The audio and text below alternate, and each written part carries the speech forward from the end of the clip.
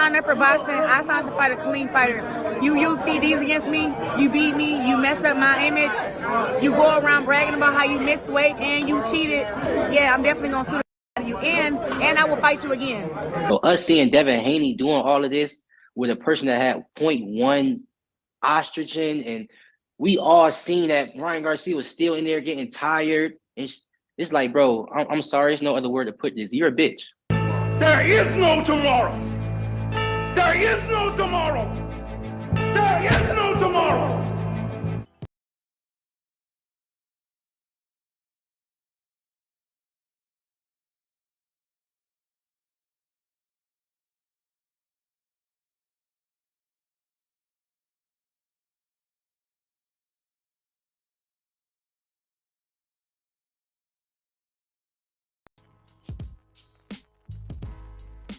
And there I am, October 3rd, Thursday. It's Thursday. It's supposed to be Clapback Thursday, and Oscar didn't do a clapback today. So I was hoping to play the clapback to see how it was.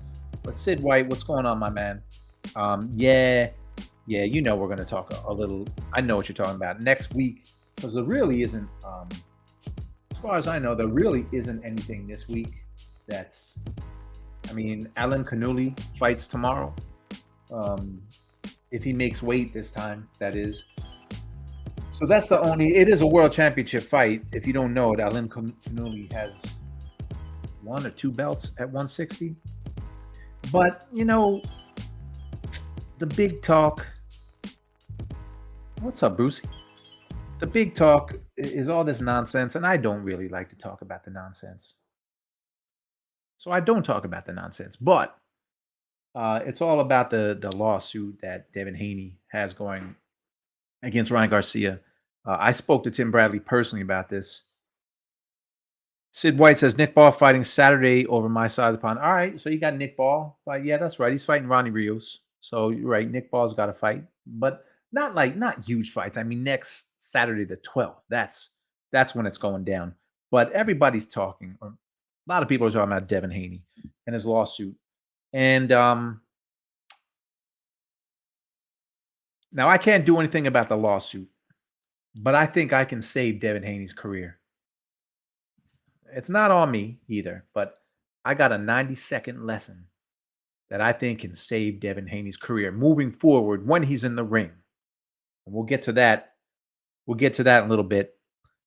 Al Simmons, Hellspawn, Devin Haney is the softest boxer ever. His career was overrated, manufactured, and he is a weight bully. Well, that's an opinion. I will play. I clipped off some people in the game, some of their opinions, some new school, some old school. So here are some fighters' opinions to what Devin Haney is doing today. You use PDs against me. You beat me. You messed up my image. You go around bragging about how you missed weight and you cheated. Yeah, I'm definitely gonna sue the out of you, and I will fight you again. I think Devin just is continually just taking losses in and out the ring. Turns everybody off. It keeps them away from wanting to see the next Devin Haney fight by doing those things. In your day, you fought Antonio Margarito, and he tried to put plastic in his glove. Did you ever think about suing him for that? Do you think fighters should sue other fighters? I don't really think so, but that's really up to him.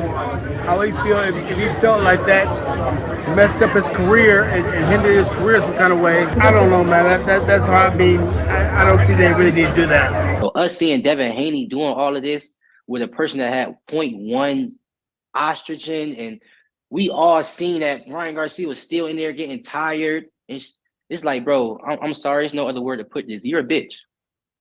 Excuse my language. That's how I feel. You're soft. You don't not take your L's.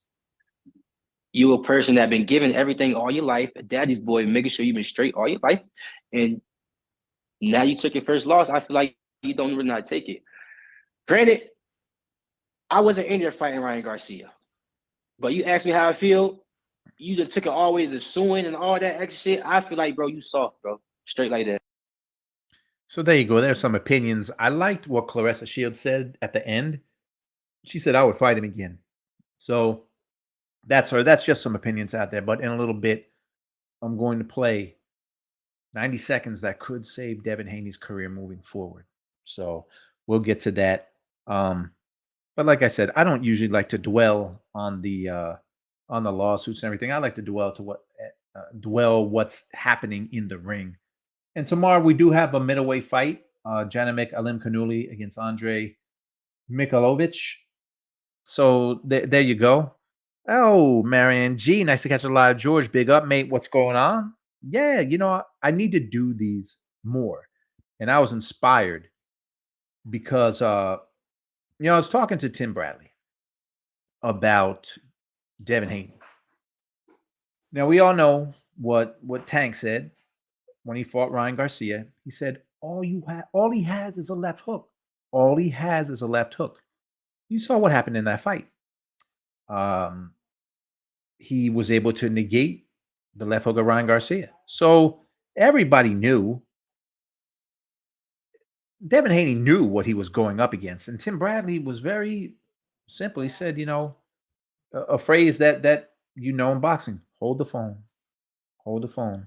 And all that means is you keep your hand up. You keep your hand up and you block those shots. Sid, this Haney versus guy. Yes, exactly. Sid, I agree. I agree 100%. That's why I took the time to put together. This has nothing to do with a lawsuit. I don't care what happens with the lawsuit. I really don't. I don't think he has a case because he's not going to be able to prove intent. He's not going to be able to prove intent. He's not, period. So I think they're trying to line their pockets, but it really doesn't matter. What I have come up with is 90 seconds that's going to help him moving forward in the ring. In the ring. And I can't take all the credit for it. I'll give credit where it's due after I play the 90-second clip that could save Devin Haney moving forward, especially if he fights a guy with a left hook, especially if he fights Ryan Garcia again. Now, he had fought Ryan Garcia, what? How many times in the amateurs? 6. So he knew exactly what he had. Anyway, next week, I can't wait. Next week, we're going to talk about Beterbiev and Bivol. I can't wait for this fight. I can't wait for this fight. I'm going Beterbiev all the way. I think he's going to stop him, but he's also 39. He's close to 40. So you never know. Bivol is a lot younger. Can't wait to see that fight. Glenn R. Janibek is an interesting fight. Janibek flew in very late and looks very weight drained. Well, I guess they had the weigh-in already. They must have had the weigh-in already. So I don't know if he made weight. I'm assuming he did because the fight is tomorrow. Yeah, I don't see. Oh, they did make weight. Okay, so Janibek did make weight. So that's an improvement. He was 159.5. So that's a hard weight for him. I mean, man, he collapsed last time and they didn't have the fight, and he's still fighting at 160. So we'll see.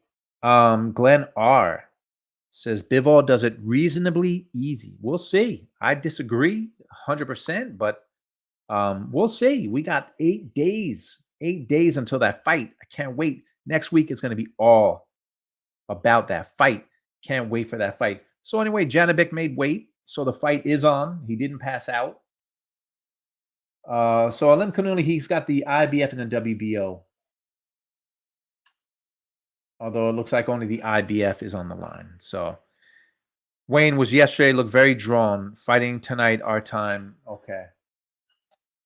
Yeah, so we'll see. He made weight, but remember, it's IBF with only 10-pound rehydration clause. Janibek will lose. So there you go. Janibek, Alimkhanuly defends his. Remember when middleweight title fights used to be big? No shot at Janibek, but I mean, they're having it on a Friday. The middleweight division has really, it's not what it was. It's not what it was. But all right, let me get to this now. The whole reason why I did this. It is a good point with the rehydration clause. The whole reason why I did this show is to help Devin Haney. And it's pretty simple.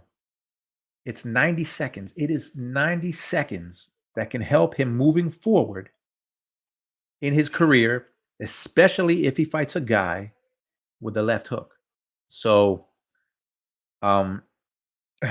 without further ado, here it is. 90 seconds for Devin Haney. Remember what Tank said. Tank said all Ryan Garcia has is a left hook. Well, here's a lesson for Devin Haney and his dad that I think he can take moving forward. Here we go.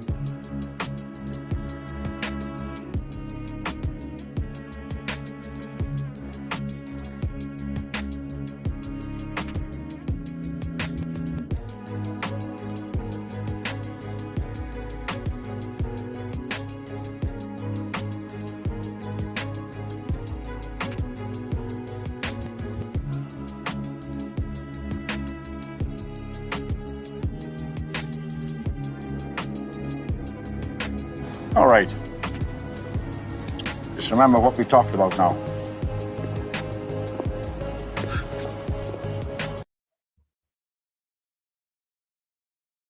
So that's it. Pretty simple. Those are all ways to avoid the left hook. That was it. That was the lesson. I don't know what you were expecting, but that was the lesson. He does that, he beats Ryan Garcia. And he didn't do that. He didn't do that. So I have to give credit. Let's see, share screen. So that video, I just edited it down. Alexander Hagen had it on there, and it was simply titled "How to Neutralize a Left Hook." So I just cut that down to 90 seconds, put some different music on it, and that's it. But I got to give credit to Alexander Hagen. I subscribed to his page. It was good. It was a good video. So I didn't come up with that. I just took it and modified it a little. And that's it. That's that is how Devin Haney can save his career. Watch that fight. Watch Bernard Hopkins against Tito Trinidad, who had a left hook, a massive left hook. Watch that. Watch that 90-second clip. And it's longer. If you go on Alexander Hagen's page, it's about 3 minutes, 3.5 minutes of how to defend against a left hook. Shouldn't take me telling Devin Haney this or his dad. He should know this. But apparently, all the trainers that they work with, they didn't remember that one lesson. Hold the phone. Hold the phone. Keep your hand up and block that hook, because he didn't do it. So there you go. That's my 90 seconds on how Devin Haney can save his career, especially if he fights Ryan Garcia again, which I think will happen. And I love what Clarissa said. She said, I would fight him again. She agrees with the lawsuit, says I would fight him again. So, let's see. Fight Fan 65. Bivol has never faced any fighter on Archer's level, including 154. So that's, both. It looks like both sides are saying that. Sid White, Bivol has not got the power to keep Beterbiev off. Glenn R says, and Beterbiev has never fought anyone at Bivol's level. Bivol has plenty of power, ask Canelo, but that's Canelo. Canelo would never fight Beterbiev. Canelo would never step in the ring with Archer Beterbiev. Glenn R says, masterclass by Bernard. Absolutely.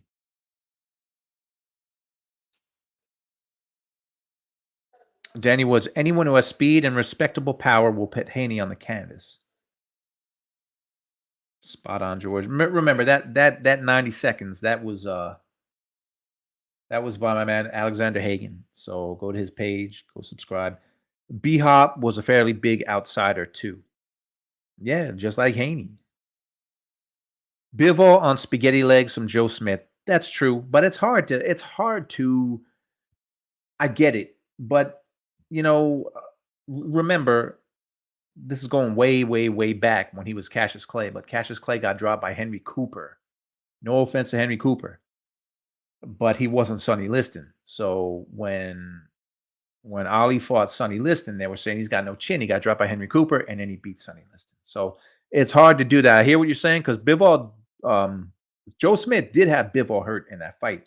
I just think Beterbiev is a better fighter. That's all. I just do. I don't think Bivol is going to be able to take the pressure or the power. Glenn, our first thing Haney needs to do is stop dropping his right hand when he throws his jab. He does it every time. Yeah. Marion G, the rematch is huge money-wise anyway, especially with this court drama. Looks to me like fantastic fight building up. They're going to fight again.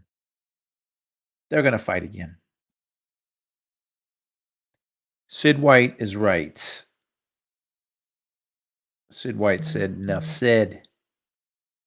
And then, as you said, George, Canelo didn't move up to face Beterbiev, did he? He chose Bivol. He did. I think Canelo got a little big-headed because he beat Kovalev, who I'm sorry. Kovalev had just fought not long before that. I don't think Kovalev is what he was then, what he used to be. So he saw in Bivol someone that he could beat. Canelo did, and he bit off more than he could chew, and he wasn't in that fight. 115, 113 is a tragic. It's a terrible score. All three judges scored that 115, 113. That was an easy fight for Bivol. It wasn't a 2-point fight. You imagine you swing 1 point and it's a draw, which is crazy.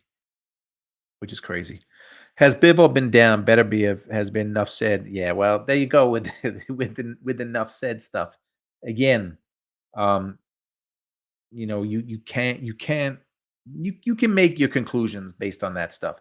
I just don't, because you can just lose when you're basing fights on one fight or one moment. Man, look who it is. My man. Everything is good. Everything is well. You missed the 90 seconds, man. That can save Devin Haney in the future. It really wasn't a big thing. It was just how to neutralize the left hook. That's all it was. And I mean, I can play it again if anybody wants to see it, but it was 90 seconds on how a fighter neutralizes a left hook, because when Bernard Hopkins fought Tito, everybody knows what Tito had, a left hook. When Ryan Garcia fights, everybody knows what he has, a left hook. Fight Fan 65, I believe Beterbiev has never had to use his full arsenal, honestly. We'll see. If you hear his trainers say the same thing. The thing is, he's 39. I believe he's 39. I have to look at this again. Daniel Woods, Bivol will feel the power and get his running shoes on, try to fiddle his way to a decision. I just don't know. I don't know if Artur will let that happen. That's the thing. I don't think so. Glennar, I've watched the Bivol versus Canelo fight maybe 4 or 5 times. I seriously think Canelo won 1 round. I have not watched it that many times, so I will take your scoring. I watched it live, and I thought he won 2 rounds, maybe 3, and then I kept thinking they're going to rob him. They're going to rob him. And when I heard the one, I'll be honest, when they said, because I think the announcer might have said all 3 judges have it, 115, 130. I think he might have announced it like that. And I'm thinking, oh my God, they robbed Bivol. They're going to give this to Canelo. And they didn't. So kudos to them. But Canelo, he was dominated. I agree. They try. It was like they were looking for rounds to give to him. My man Levi, Haney fought a stupid game plan and tried to punch with a puncher when he should have just stuck and moved. Yeah, well, also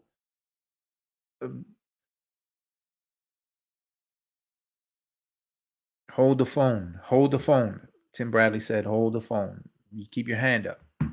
You do that. It's pretty simple. It's pretty simple, and fighters are taught ways to fight. And again, everyone knew he had a left hook.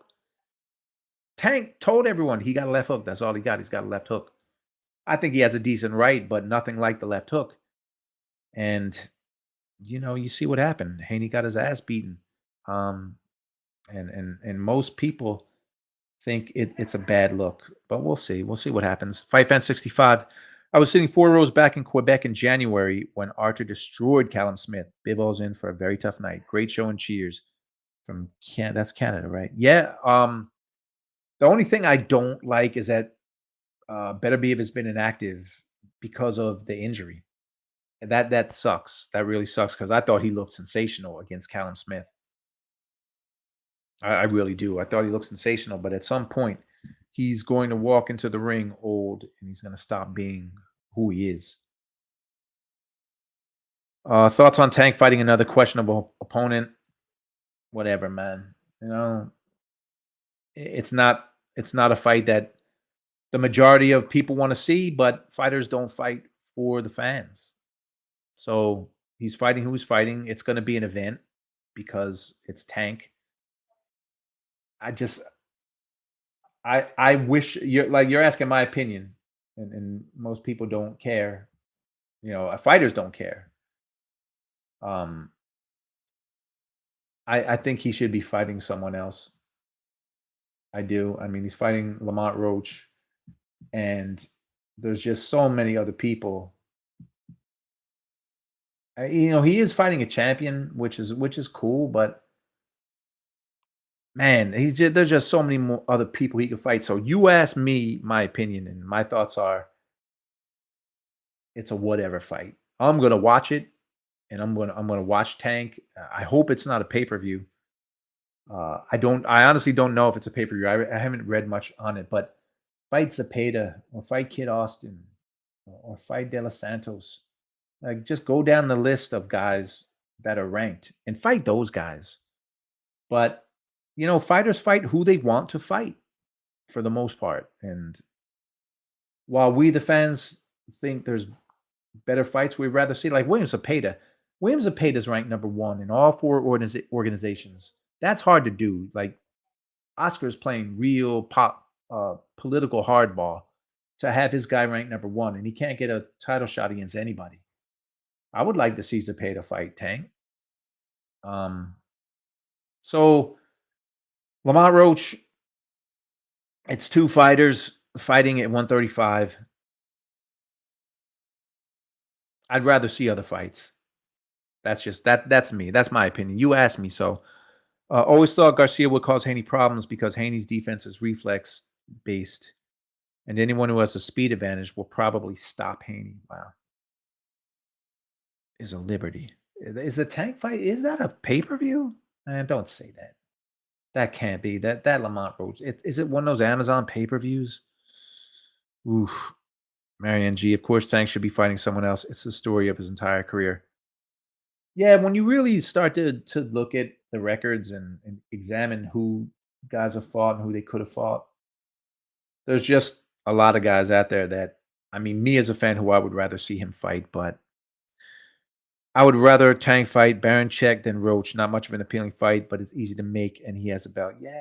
Yeah, I would like to see that too, because it would be a unification. Yeah, pointless, but it'll probably do a good gate, and people will watch Tank. Now, if this is a pay-per-view, I don't know.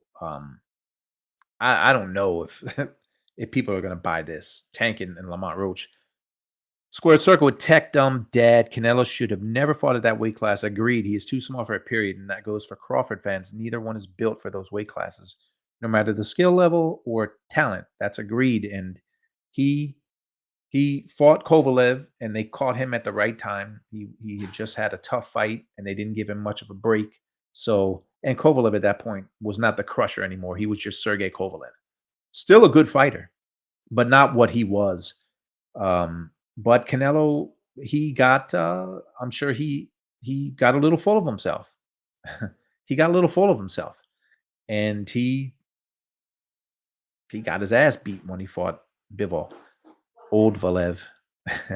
Yeah, that's a good one. Sergey Oldvalev. He stopped being the crusher in that fight for sure. And Canelo's not gonna fight again at 175. Although what do I know? I don't think he will. But yeah, the Tank fight, I don't know. Tank and Roach, whatever. It's just whatever. That's what it is. I mean, you look at 135, and again, it's shocking that you got one guy, Zepeda. Is there any other weight class in boxing that has one guy ranked number one in all four organizations? I'm just going to go up from here. 140, no. 147, no. 154, no. By the way, Errol Spence, like you start now. This is going down the rabbit hole of the bullshit boxing organizations. Errol Spence is ranked number one by the WBC. Come on, man. So we're 160. No, we're looking to see Zepeda. William Zepeda is ranked number one at 135 in all four organizations. Is there any other? So Christian Mbili is ranked number one in two organizations. Cruiserweight and heavyweight. No. So he's the only fighter in boxing ranked number one by all four and can't get a title shot. Can't get a title shot. He can't get a title shot. So Haney's pushing his luck with this lawsuit. Yeah, I really don't care. I just don't care. I just gave Devin Haney and his team a 90-second clip that could save his career when he fights. And I'll play it again before I leave. But that's all I was doing, man. I'm just trying to help in any way I can. Just trying to help in any way I can. Squared Circle says, much respect to Kovalev. He was the crusher at one point, but too old for Canelo when they fought to be a real fight. Yeah, he was like, it was watching that fight, Jeremy, like Kovalev was still big, still strong, but he didn't have the crusher power that he used to. He just didn't. He didn't. He's also a guy that abused his body a lot with alcohol and everything else. Marion G, it's a damn shame. 135 is deep, has been for years. Tanks never fought any of them. Well, I can't really argue that point. Tank has been lightweight champ for how long now? Like it's fun. It's fun to go down rabbit holes. So, he fought Frank Martin, who was ranked. He fought Ryan Garcia. It wasn't even a lightweight fight.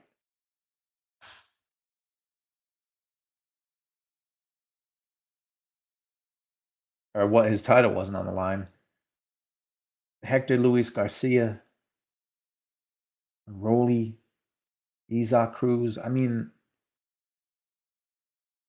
it's just not. There's other guys that I think he could fight, and he hasn't. But he's beat everyone they put in front of him. So we just wish that he had different people in front of him. So I think Mbili or Benavidez are the most exciting fights to make for Canelo right now. Well, yeah, I do too, but he's not fighting Benavidez, and Billy will make him fight. That's for sure. If Canelo wanted 250 million for Benavidez, he'll want the Saudi oil fields for Arthur. Yeah, that's the truth. That's the truth. Let's get this out of here. Well, that's the thing, Terrell. The lawyers want to get paid, and the lawyers will get paid. And of course they did, because they're saying they're doing this for boxing.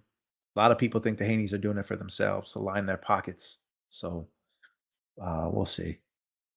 Marion G. Cove had that vodka belly at that point. Bless the man. Yeah, he did. He's done some crazy things in their life.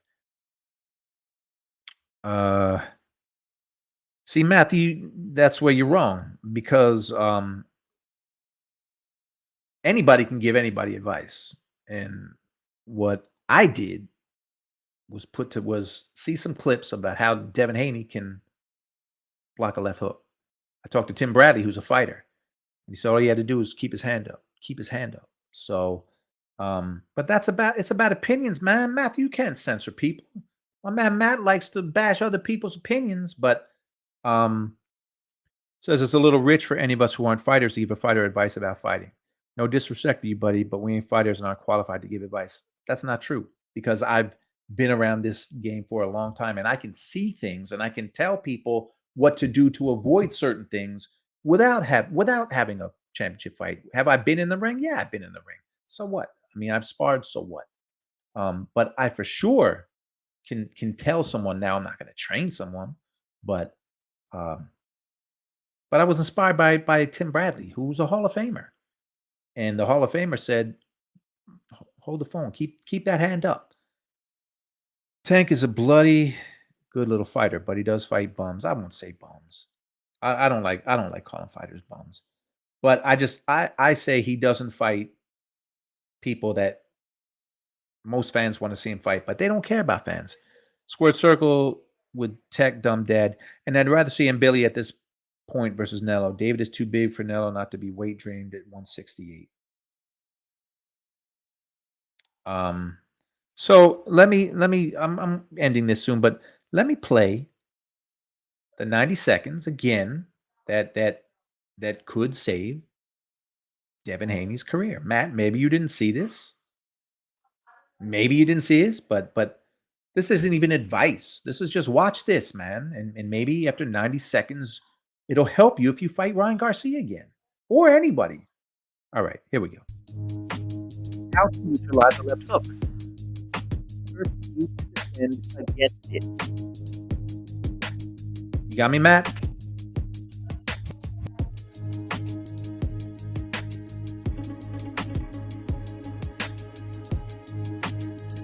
Hold the phone. See how he keeps that right hand up? See that?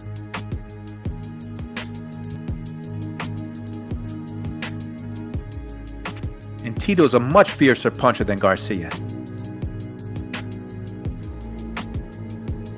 Staying on the outside.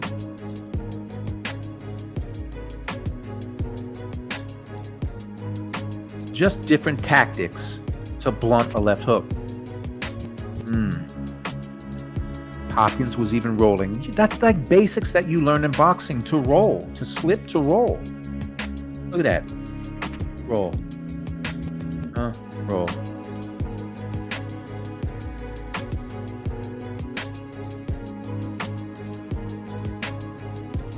Left hook, counter. Now, did you see how he countered that left hook, blocked it, and then boom, he lands the right hand. All right.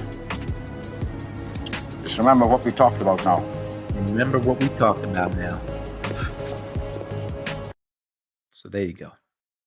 There you go. Marion said, that's a daft statement, Matt. That's his opinion, though. If a rematch happens, Haney better make sure that Ryan actually honors the weight class that they're fighting at. Well, hey. Woulda, coulda, shoulda.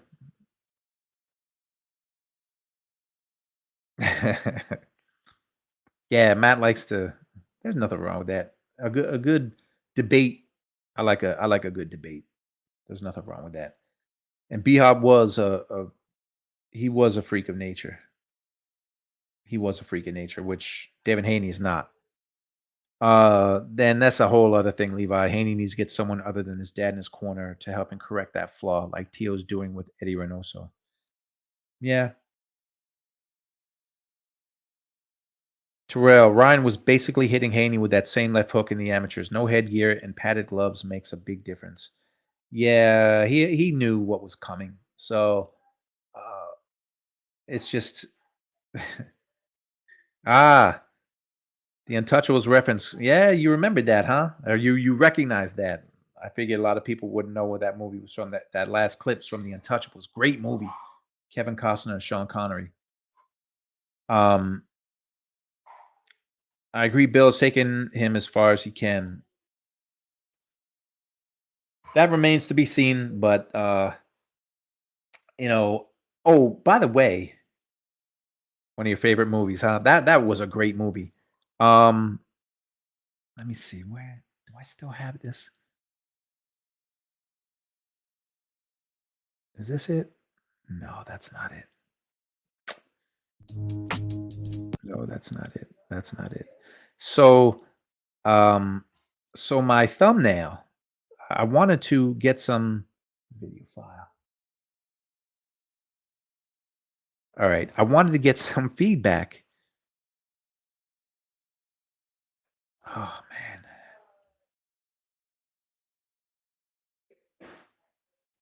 All right, stop screen, share screen. All right. So here we go. So I wanted to get some feedback on my thumbnail because I feel like everybody puts their face in and they have some salacious headline. And so I'm not doing this again, by the way. I just did it today because today was kind of a joke. It's 90 seconds I can save Devin Haney's career. So people always like, in their thumbnails or so I decided to take one and put it in my thumbnail. And Devin Haney, the 90-second lesson. Could this save Devin Haney's career? It's all tongue in cheek. It's all tongue in cheek because who knows? It's just I'll tell you what it is it's a way to neutralize a left hook. But Marianne is laughing. All right. I did that. I was cracking up while I was doing it. So I couldn't wait to get that out there. It seems like everybody's got their own face in their show. And look, man, I don't know this YouTube game very well. So maybe it gets more people to watch. The look on your face, George. LOL. All right. I'm gonna let me get the link in there because I'm gonna get out of here before my hour is up. It's like it's almost obvious. All right. Copy and boom. So the link is in. So if anybody wants to talk about anything, I really don't want to talk about the lawsuit, but if you want to talk about the lawsuit, we can. I don't pay attention to all that stuff. Like it's just so boring to me. But for people who do this every single day and grind, it's content. Sid White off the bed. Be good, everyone. Peace out, Sid.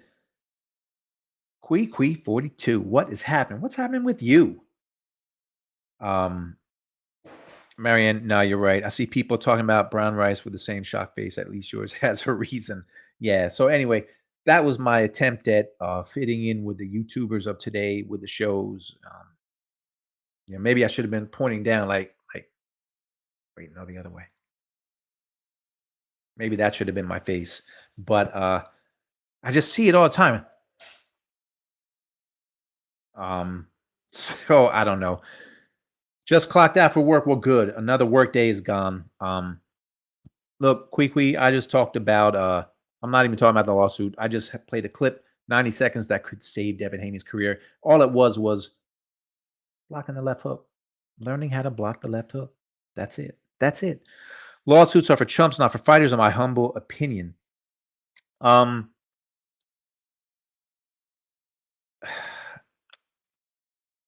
don't. You know what? Lawsuit. The thing is, the little bit I know about this lawsuit is I believe he would have to prove intent that Garcia had intent. I think he would have to prove intent. So I just don't know. It seems like it's not going to do any good. That's just my opinion.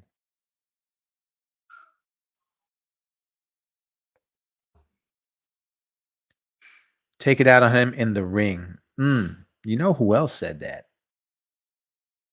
I'm going to play who else said that. Now, Clarissa Shields was on Devin Haney's side, but check out what she said. Now, let me try that again. Here's what she said. We signed up for boxing. I signed to fight a clean fighter. You use PDs against me. You beat me. You mess up my image. You go around bragging about how you missed weight and you cheated. Yeah, I'm definitely gonna sue the out of you, and I will fight you again. See, she said, and I will fight you again. So whether or not you agree with her or not, she said, and I will fight you again. So that was Clarissa Shields. That was her take on it. And it's, I mean, I played Teal, but I played this earlier, but I'll play Keyshawn Davis's reaction to this as well. Haney doing all of this with a person that had 0.1 estrogen, and we all seen that Ryan Garcia was still in there getting tired. And it's like, bro, I'm sorry, there's no other word to put this. You're a bitch. Excuse my language. That's how I feel. You're soft. You don't know how to take your L's. You a person that been given everything all your life, a daddy's boy, making sure you've been straight all your life, and now you took your first loss. I feel like you don't even know how to take it. Granted, I wasn't in there fighting Ryan Garcia, but you asked me how I feel. You just took it always to suing and all that extra shit. I feel like, bro, you soft, bro. Straight like that. So there you go. You had two people with different opinions, but Clarissa said that that she would fight him again. So that's what I respect. Quickly says boxing's out of control right now. It's always out of control. It just seems a little worse right now. The quote speaking facts for once, but get out of here with that. You could beat Keith. That's a whole other thing, bro. We're not even going to talk about that. We're not even going to talk about her fighting men and all that. But he, you know, Fernando Vargas fought, and I like Fernando. He popped for steroids, like legit steroids, when he fought Oscar, and Oscar beat him. He beat a guy on steroids. But this whole thing with the lawsuits, like, where are we going now? If a fighter's taking a lot of punishment and a referee doesn't stop the fight to a fighter's liking, can a fighter now go back and sue that ref and say, it's because of you, I got knocked down 2 more times, and that's why I'm finished as a fighter, because you didn't stop that fight? Like, where's it going to stop? The whole PD thing, it's just it's hard to control. It's hard to control. I don't see this lawsuit going anywhere. But I'm not a lawyer, so it really doesn't matter. Second fight should happen. If it doesn't happen, it wouldn't even matter to me. You know, you know what? I'll bet here's what I think. I think that these guys I think they're conspiring with each other. I think that this is planned. I think it's all bullshit. And I think that they are angling just to fight again. I don't think this lawsuit happens. I really don't. I think they might go through the motions. It's not going to happen. It's just all this is doing is building this fight up. It's building the rematch up more. So I don't think it's going to happen. Look, if they want to fight again. But you're right. I agree with you. I just want to see the fighters I support in the ring. Well, that you support. Everyone supports their own fighters. I just want to see good fights. Like, it's not even about me supporting a fighter, and that's anyone's opinion. I just want to see good fights. Dio says Devin, Ryan deserve each other, both trash. Okay. I'm not going to dispute that. I'm not going to dispute that at all. I'm getting out of here soon because I like to be out of here in an hour. But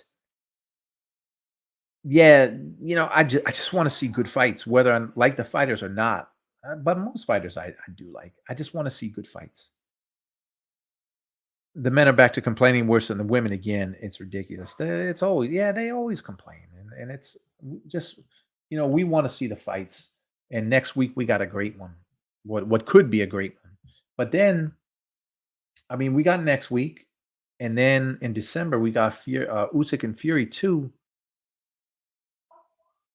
There aren't a lot of big fights. There's some good fights, but you look at the schedule and we got 2 fights for the rest of the year that are really compelling. Catterall and Prograis, it's an okay fight, but I'm talking about big fights.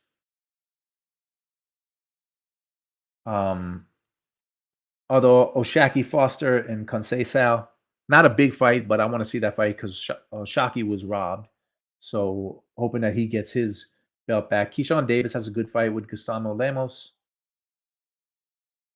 Boots and Karen. Nobody wants to see that fight. Nobody wants to see that fight. Oh yeah, I forgot about Jake Paul and Mike Tyson on Netflix. Taylor Serrano 2. It's going to be a good fight. They're both faded. It's going to be a good fight. But there aren't the big blockbusters. On the 21st, you got Usyk and Fury too. So we'll see what happens next year. Did you catch Bernie the Boxer arguing with Ness yesterday? Extremely entertaining, hilarious. I did not see it. I'm curious to know what they were arguing about.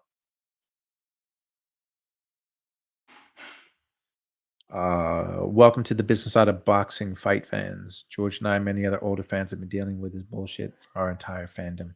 Yeah, and the boxing, it sucks. I won't be watching Jay Paul fight anybody. I hear you, but guess what? A lot of people will. And that's exactly why I don't care about the fight, but that's exactly why Netflix is doing it, because the purpose of a business is to make money. And this is going to make Netflix money in the form of subscribers because it's not a pay-per-view. And people are still interested in that event. It's hard to call it a fight because last I saw, they're fighting 2-minute rounds. And how can a fight be? How can it be a real fight if it's 2-minute rounds? They're not in this. Netflix is not in this for boxing. They're in it to make money, but most people are in boxing to make money. But you hope you make some great fights, some compelling fights along the way. Jake Paul, Mike Tyson is not a compelling fight at all. And it's not a great fight.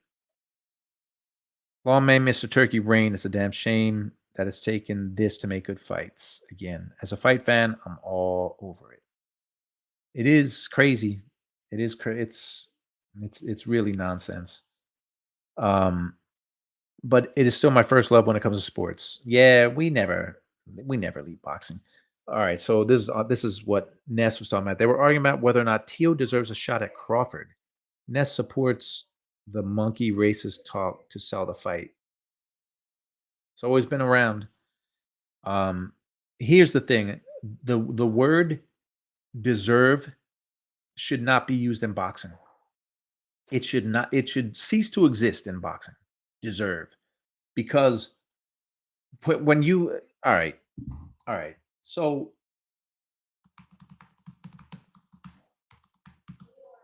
the definition of deserve: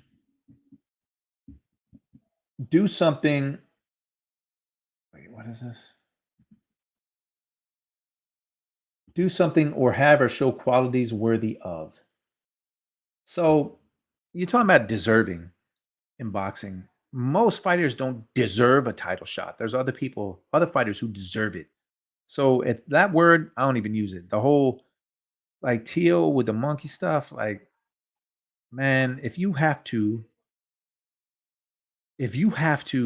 like resort to that to get a fight, whatever, man. Okay. Whatever. I think it's ignorant, but and by the way, Bud beats his ass if they fight Teal. Bud beats his ass. So Teal don't want no part of Bud, just like Nello versus Bud. Weight classes for a reason. Yeah. Marion, big up George. Good to catch alive in another world in life. Why's it gotta be another world or life, bro? I mean, what are you on Mars or something? So yeah, man, we could definitely have a beer and talk some boxing. But man, you're making it seem like we'll never see each other. Tio definitely should shut up. He's just yeah, man, he's another one. Talking can always get you a fight, and your mouth can get you a fight you don't deserve. But some people just they don't care what kind of trash talk there is because they think that it's good. But if you have to resort to that, what I'm saying is he shouldn't. I just think it's nonsense. Just my opinion. But again, that's just my opinion. So there it is. I'm about to get out of here. It looks like nobody's coming live. But that was it. Kwee. You see this? You see how everybody now Kwee, I think you may be the only female in here. So tell me, for my thumbnail, this is what I see. I'm not doing this anymore, but this is what I see. I see people making the faces. And it's like Ryan Garcia cheated.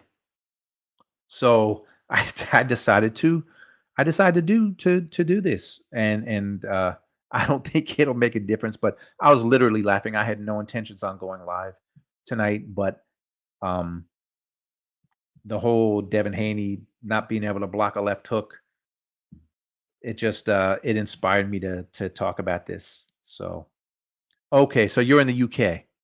All right. Well, that's not that far. That's not that far. George, are you going to go to the Tyson versus Paul fight next week for anything?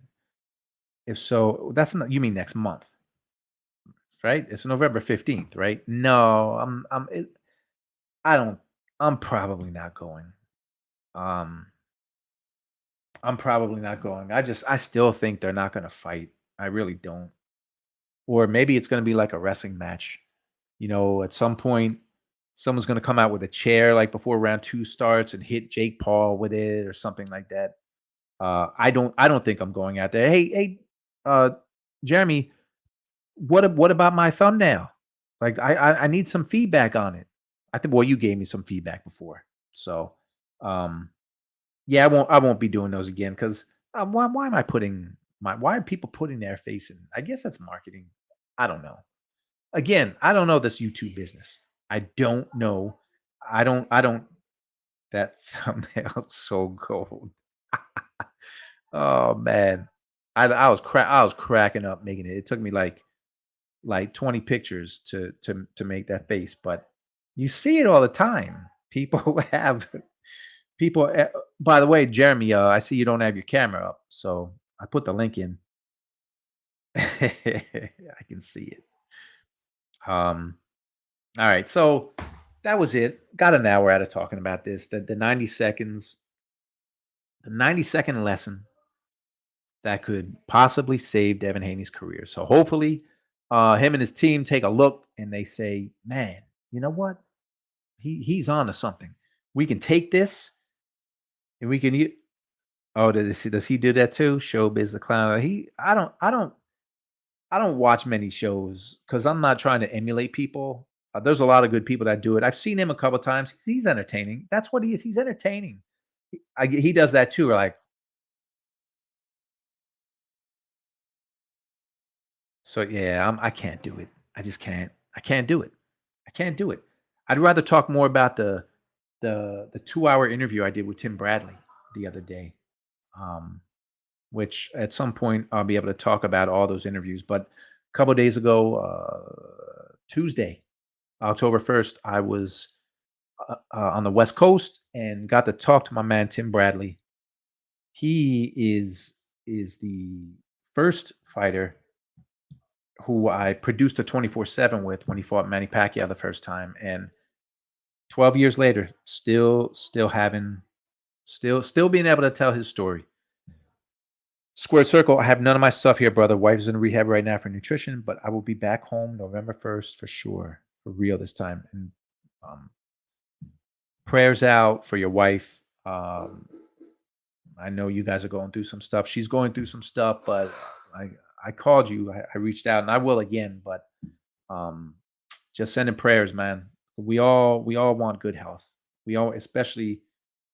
I would love everyone to have good health, especially the people I care about and love. So, yeah, man, prayers out to you. Where's my time? So I'm at 54 minutes. I can't believe nobody want to come on. There was really, again, for the people that do these shows every day, you got to have a topic. So when it's like Devin Haney lawsuit, oh man, there you go. That's what we talk about. Yeah. Cancer sucks. Pray for all those who are suffering. We will beat this. That's right. And your wife's a boxing fan, so, and she's got faith. So I've got faith that she's going to be okay. And I'm definitely praying for her. You know what else I'm praying for? That Devin Haney watches the 90-second video, and I'm just going to put that video out. Just the video, the 90 seconds that can save Devin Haney's career. So there you go. Oh, Dio. All right. Man, I'm picking Arthur. It's Arthur, not Arthur, but that's okay. I don't even know how to. I probably say his last name wrong. I've heard Beterbiev. I think I go back and forth. I say Beterbiev, or sometimes I say Beterbiev, but I'm picking Arthur like all day. All day, I'm picking him. All day. Kui, yes, prayers up for you, Jeremy. Dev, listen up. Yeah. So that was my 90 seconds. Oh man, I do have Claymore Rain. Hey, Let George. me get you in here proper. There we go. How you doing, brother? Good, man. Oh man, look at the Mr. T in the back. See, that makes me feel good. Seeing that. Yeah, man, we gotta keep it classic, man. We not fanboys out here, so I'm not putting up no Tank or Devin behind me. That makes me feel good, man. No doubt, brother. How you doing today, man? I see you. Everything's good. I'm in here late, so you said Devin. I heard you talking about Dimitri and Arthur. You're going with Arthur better. You going with Beterbiev still? I am. I just think, but the thing is, I wouldn't be shocked if he lost because he's like 39. You know, I don't even know when he's going to be 40. I think he's 39. He's getting old, man. He's starting to break down outside of the ring. But I think his power and the pressure, I think it's going to be too much for Bivol. But I haven't looked at the odds. I think a lot more people favor Bivol now than they did before Beterbiev got hurt, before he hurt his knee. Right. But I think Archer's going to win the fight. That's not saying I don't think Bivol's got a shot, but I think Archer wins the fight. Who do you got? Yeah. Well, of course, Bivol has a shot, right? He's. I mean, he brings that. The thing about it is, stylistically, the way this fight has been aged, I think the longer it takes for it to happen, the more I have to give Bivol a more of an opportunity because he's the athletic guy, right? He's a guy who's going to be moving around. He's a guy who's going to, and he's intelligent. He's going to take advantage of that, right? Him and his team are going to build around what they have in front of them. Whatever they thought it was, they're not the type of, that Eastern European approach to boxing is going to deal with what's in front of them. And what's in front of them is a Beterbiev who's aging. Any morning he can wake up and find out that he's a different guy. He can wake up any morning now between now and 2 weeks from now and be like, damn, he's got injuries to his legs. You know what I'm saying? So they're gonna push that. And if Beterbiev is back 100% and he is, and these things aren't hurting him, then you want to give that the power the benefit of the doubt. But listen, Bivol can move around and neutralize that. And Bivol showed in his last fight that his power's not gone, that he still can stop somebody. And I think that's what it's going to come down to in this fight for me. Is Bivol going to show that he's punching harder than what people think he is? Or is Beterbiev going to show he's boxing better than what people thinks he can do, right? Whoever can kind of like step up out of their comfort zone and be comfortable there, I think wins. Right now, I am leaning towards Bivol. I'm going to go that way because I got to see if Beterbiev is that guy still. When was the last time he fought?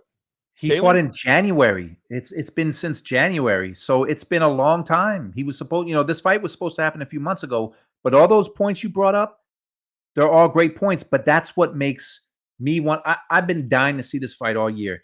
All the points you brought up, it makes me want to see it even more because I'm not that guy, and I don't think you are either. We're not pounding our chest anymore, being like, "That's our guy. My guy's going to beat your guy." I would like to see. I think Beterbiev is going to win, but everything you said, that just makes you question, can he? Because you brought up great points. We don't know. We're not going to know till they get in the ring and the fight unfolds. But that's the beauty, that we have a fight that we want to see, and you can argue on both sides who's going to win.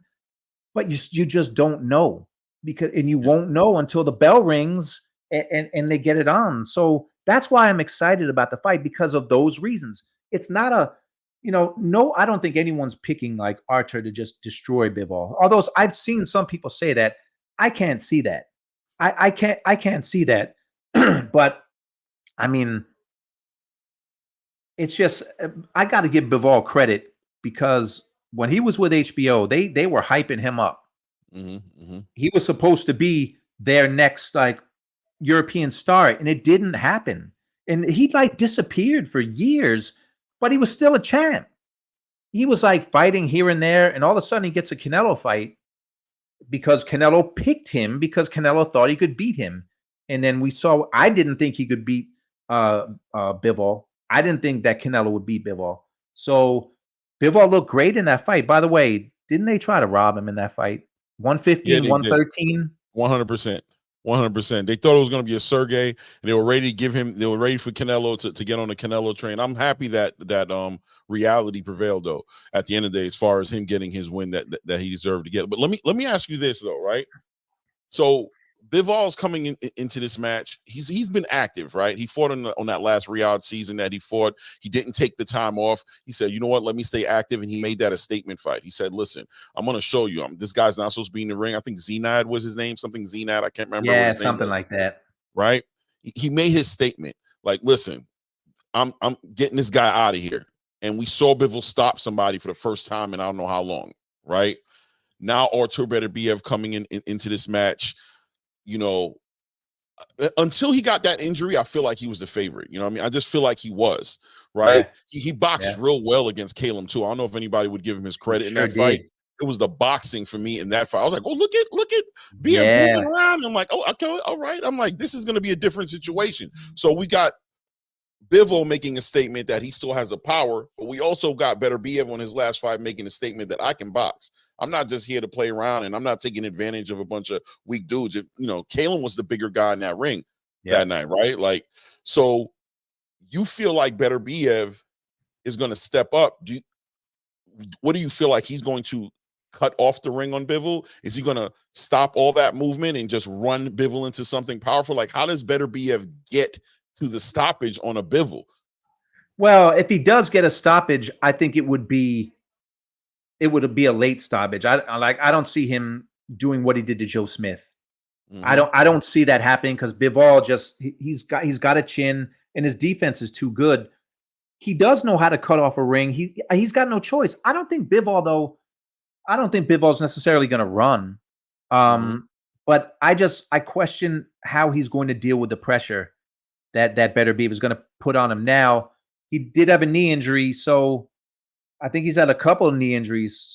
If his mobility is sHurt at all, Beterbiev, it's gonna, you know, it's gonna be very difficult. I talked to John Scully a lot, who is a trainer. He's Beterbiev's assistant trainer, and now of course it's his fighter, so he's hyping up his fighter. But this is about, man, I don't know, 2 months ago. I was talking to him, and I was asking him about Archer's knee injury, and he said he was already in Siberia months before the fight, rehabbing his leg. And if you know Beterbiev's background, like, he is one of those guys that doesn't drink, doesn't smoke.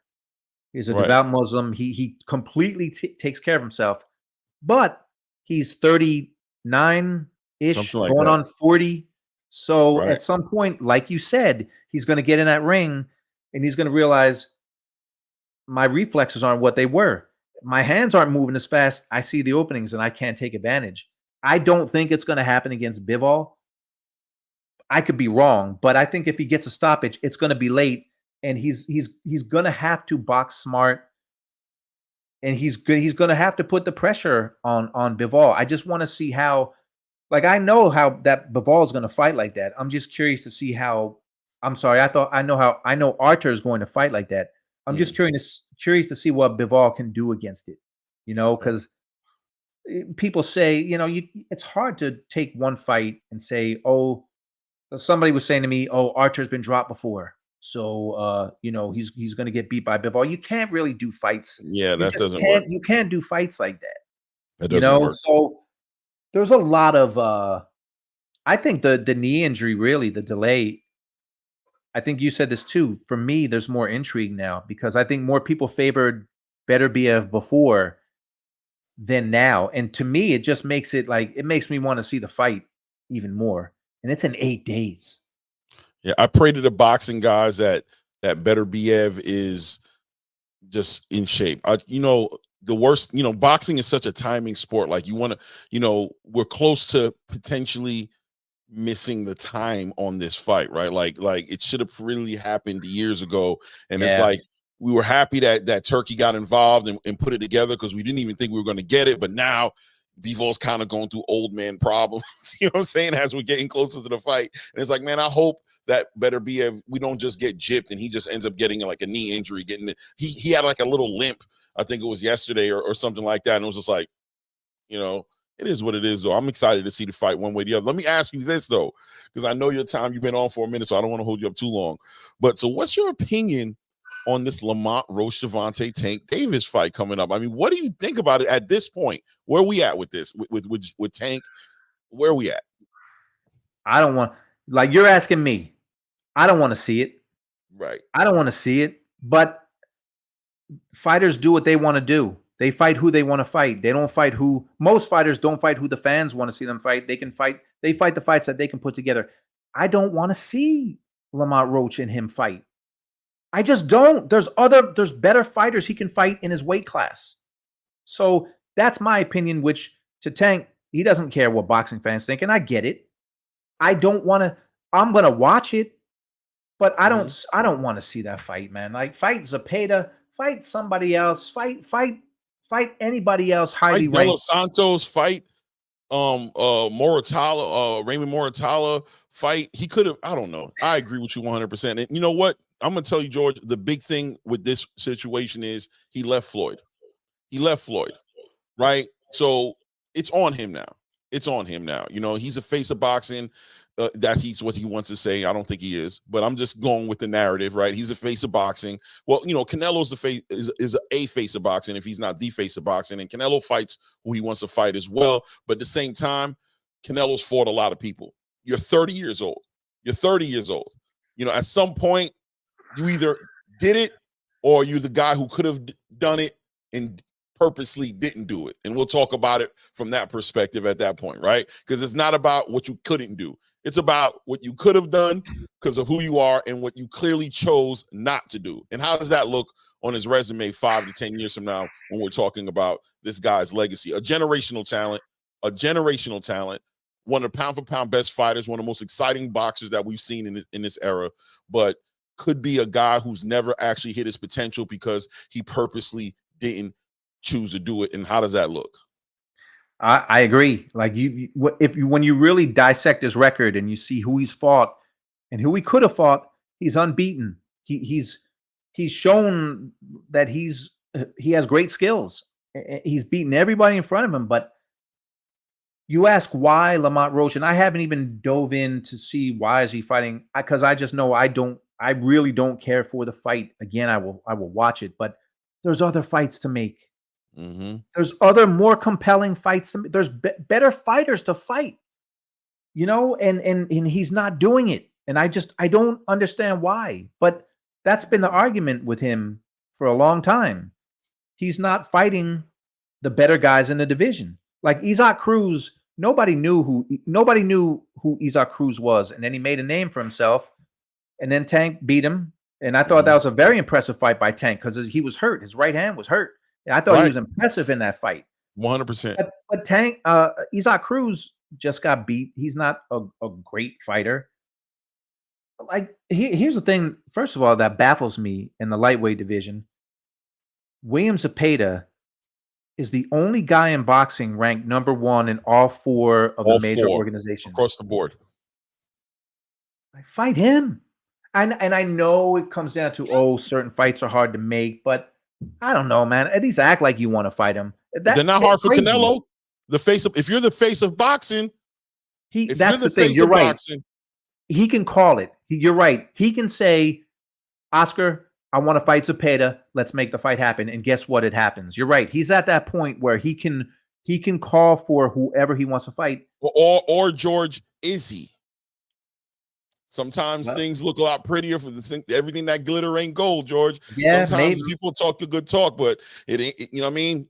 Action, what do they say? That walk beats the talk. You know what I mean? Yeah. I don't know. Do you see Tank potentially going to 140 to go compete up there at some point? Or is he done at 135? Has he hit his zenith? 135 is where it's at for him at this point.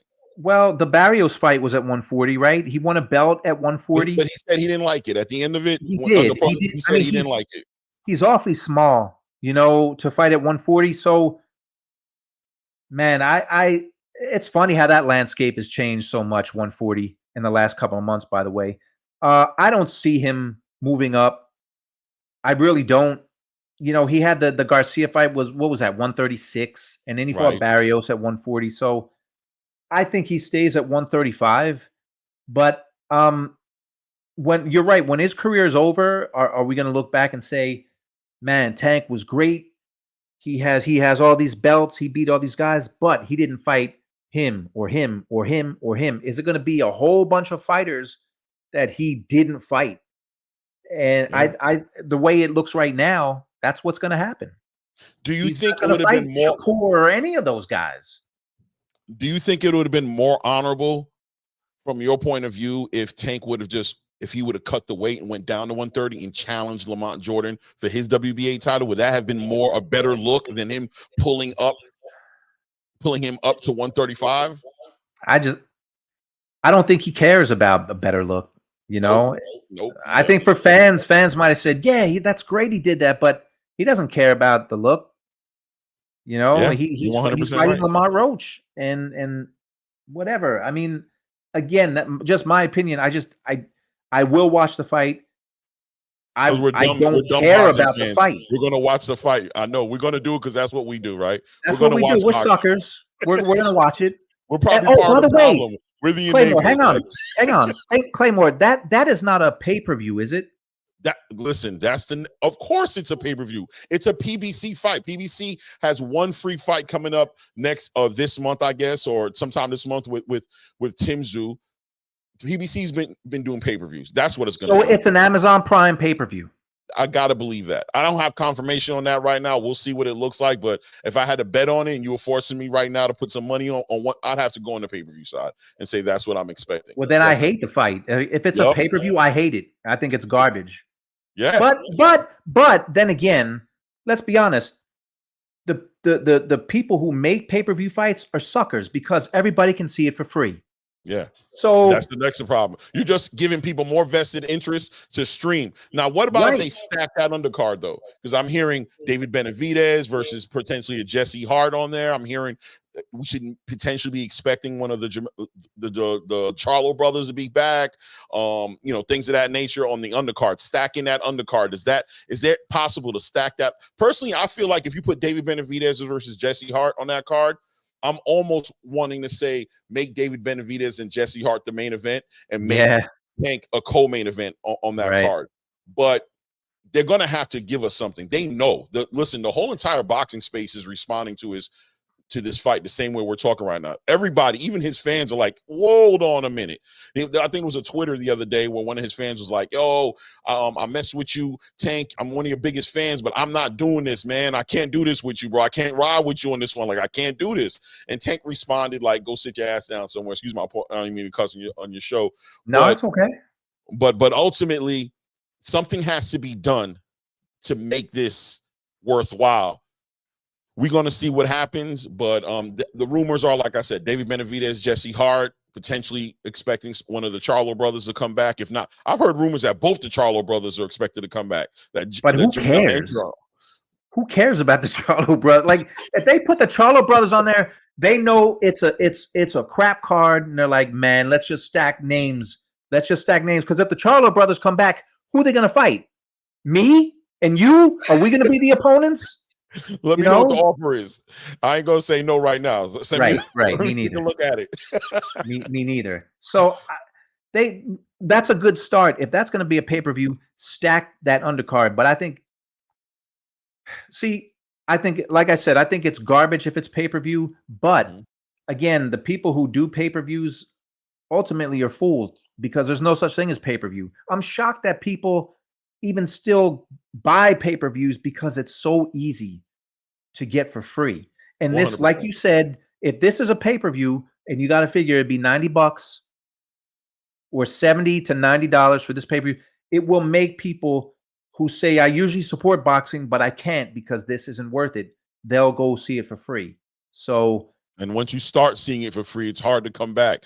That free is always hard to come. It's like when you have them paying, keep them paying, because once you make them go free, it's like I have to believe you're losing a percentage of them from the big cards who are going to be like, oh, this website, I done found a website. A lot of people jump into the streaming part of pay-per-viewing because of situations like this, right? Like they're used to paying for it, but they'll do the research and have hey, how did you do that free fight you did last one? I got to do it for this one. And before you know it, they figure out how to get free pay-per-views. They don't even come back now for the ones they should be paying for. This is what boxing has to understand. And I think that model that, I'm not trying to point fingers to the PBC because they love to say that we're attacking the PBC whenever we have conversations like this, right? So that's not what I'm saying. Respectfully, this pay-per-views used to be, I don't know how old you are, but we look like we're in the same range. We look like we're right around the same range. Pay-per-views used to be for big championship fights, big fights, and now pay-per-views are for everything. It doesn't matter what the fight is, it's going to be on pay-per-view now. In a way, they forced this to become what it is with the streaming. It didn't have to be that way. UFC runs a pay-per-view model, but they give a lot of free fights. They give a lot of fights that people can watch. They're doing well with their pay-per-views. They're going up and they're moving in that direction because when it's on pay-per-view, it's going to be championship fights. It's going to be the best fight in the best. It's going to be that kind of card. But the boxing fan has become desensitized to seeing those big fights that way. And now we're watching any old thing. The last pay-per-view with Canelo, actually, I'm honest with you, Berlanga did better than I thought he was going to do. And honestly, I'm going to give Caleb Plant the MVP. He saved that card, in my opinion. Caleb Plant in that because that card was heading in the wrong direction. We know it was. Danny Garcia, come on. Much respect to you, Danny. Stop. Not for make me pay for that. No, no. You know what I mean? So there's a lot of moving pieces when we're looking at this and why it's looking like this. Fights like this is bad for boxing. I don't care. Lamont Roach versus Tank Davis is bad for boxing. It's going to make people kick boxing in the back. It's going to make you guys talk because what is this is what they're going to say. He's a WBA champion. You got Cello, who is Edwin De Los Santos' coach, coming out and saying, listen, man, they called us. We was ready for the fight. We don't know what they're talking about. They're trying to push out fake narratives. He was hurt. Cello's like, that's not the case. They never called us back. They chose Lamont Roach. I there's nothing I disagree with you about, and the fact that if and when we find out it's a pay-per-view, they're gonna try and justify it, and they're gonna try and, like you said, pump up that undercard. But I don't like the fight. I don't like the fight only because there's better fights to make at 135. If he had cleaned out 135 and had annihilated everyone, and then they're like, okay, who wants to challenge me? And Lamont Roach steps in, like, okay, let's take that fight. But it's not the case. And Lamont Roach has never spoke about going to 135. He hasn't talked about it, so it's not even like he was going there. I would have much rather seen him fight Dennis Berinchyk. I don't care what anybody says. I would have much rather seen him go for a unification. I don't care about Dennis not being exciting or not being a superstar. Right. That's what they're going to say. That fight would have had value. It would have unified him at 135. It would have made the conversation much more interesting as far as Shakur is concerned and as far as Lomachenko is concerned. Yeah, it would have just gave everything. It would have made sense more than this Lamont Roach fight. And God forbid the worst case scenario happens, George. Lamont Roach messes around and walks away with some sort of crazy split decision, judges or stops him. I don't even know how that would happen, or does something like that. Now you lose against somebody you weren't even supposed to be in the ring with in the first place. It's just nasty work. It's just nasty work. Yeah, it's happened. You know what that reminds me? I mean, I don't know why this popped in my head. It's a pretty bad analogy, but years ago, Tommy Morrison was on the verge of a heavyweight title fight. I forget. I don't know if it was I think Lennox might have been the champ, and he fought a tune-up. He fought a tune-up against Michael Bent, and it was in Oklahoma. It was supposed to be. It was on HBO. It was a tune-up fight for Tommy. They were saying he's risking a huge title fight payday to fight Michael Bent. Michael Bent goes out and knocks him out in the first round. Title shot gone. Now it's a bad analogy because it's Tommy Morrison and Tommy and Tank. Rest in peace, Tommy, but he was no Tank, Right. But anything can happen in these fights. Anything happen. I don't think Lamont Roach will win, but you never know. These guys, they fight who they want to fight, and that's it. And you either support it or you don't. You either support it by watching it or support it by not paying for the pay-per-view. So we'll see. They never announce numbers anymore. I don't think they announce real numbers anymore for pay-per-views. Nah, yeah. They don't do it anymore, and they just don't. So you don't know what's real and what isn't. Because I heard for Canelo, I heard 650,000. I heard like one report. I don't know if that's real. I heard 750. I heard 650. Yeah, you never know what it is. They don't want us to know what it is because 9 out of 10 times, it's not what it's supposed to be. You know what I'm saying? That's why they don't want to tell us. If it was 650, I think that's a giant win because again, it's so easy to get these things for free, and if that many people paid $90 for that pay-per-view, and the same night as that UFC event that was going on right across the street from it, so that's impressive. That's impressive. And that UFC fight. Now, I'm not a UFC fan, but I heard they were having problems selling tickets to that one. I don't know like what the crowd was.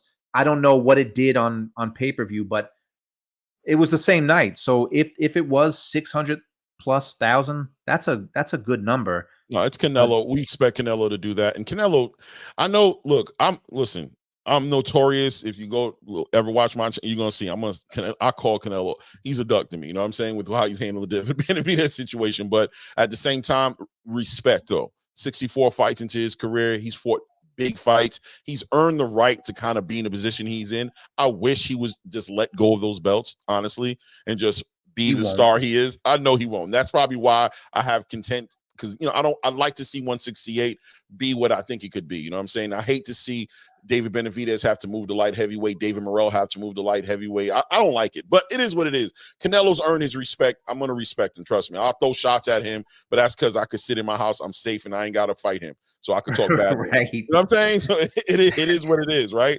But I'm going to give him his respect, but he's going to sell. He's going to sell, and that's why no matter who he fights, no matter who he fights. Hey, where's your channel, man? I got to start checking out your channel. Is it ATP Combat Media? Yes, sir. That's me. Yep. ATP Combat Media. Yeah, man. I gotta get on. No, definitely. I'd love to have you on, George. But George, where you been, by the way? Last time I saw you, I feel like you were on Pro Box. I feel like that's where I saw you on Pro Box. And when I just saw you doing live, I was like, what the hell? I was like, my first time seeing you on here. So I've been on here. I stopped. I haven't been with Pro Box since March. So I've been doing I've been doing a thing on here since then. It just happened to pop up in your thing. Yeah, but now I'm good now. I'm subscribed right now. That's the first thing I did before I even came up here, subscribe. I'm like, okay, what's going on here? Then I saw the link in there. I'm like, I'm gonna take the opportunity to go talk to George. I remember I'm gonna take the opportunity to say something. I'm gonna say something. I ain't just gonna let this go by. I'm gonna say something, damn it. You know what I mean?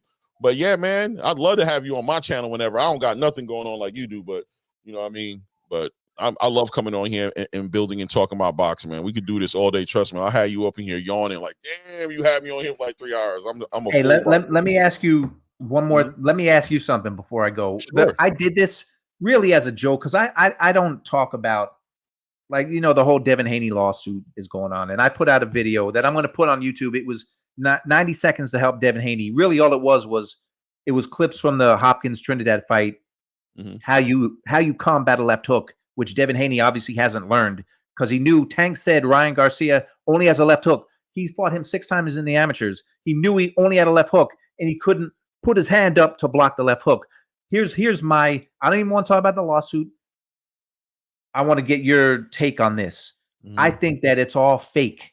I don't think he's going to actually file a lawsuit. I think that Ryan Garcia is in on this with him and they're doing everything they can to build up a rematch. They're doing all this talk saying it'll never happen. Ryan's even saying a rematch will never happen.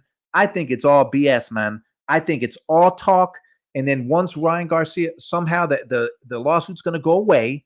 Mm-hmm. And then when Ryan Garcia is eligible, these guys are going to fight because they're going to keep building this up. That's really, I don't think it's real. I think it's all business. I think they probably spoke and said, hey, man, we got to build this stuff up for when you're back. So how about I sue you? And then you say I'm a punk. And now, because it's got the whole boxing world, most people are saying Devin Haney's soft, he's weak. And now a lot of people are going like to Garcia's side. I think it's fake, man. I think it's all to build up their fight whenever they fight again. Man. I could be completely wrong, but that's how I feel right now. I don't know, man. I don't know if that's where I'm at with it. I don't know if that's where I'm at with it, man, because you know why? Because Devin really got his ass whooped. You know what I'm saying? In that first fight. And I believe there's feelings. And I believe hearing that there was PEDs involved with it later, I think it's affected him. But listen, it would make all of this worthwhile if what you said is what happened. Because I'm going to tell you right now, if it's not what you said, Devin is spending way too much time thinking about this.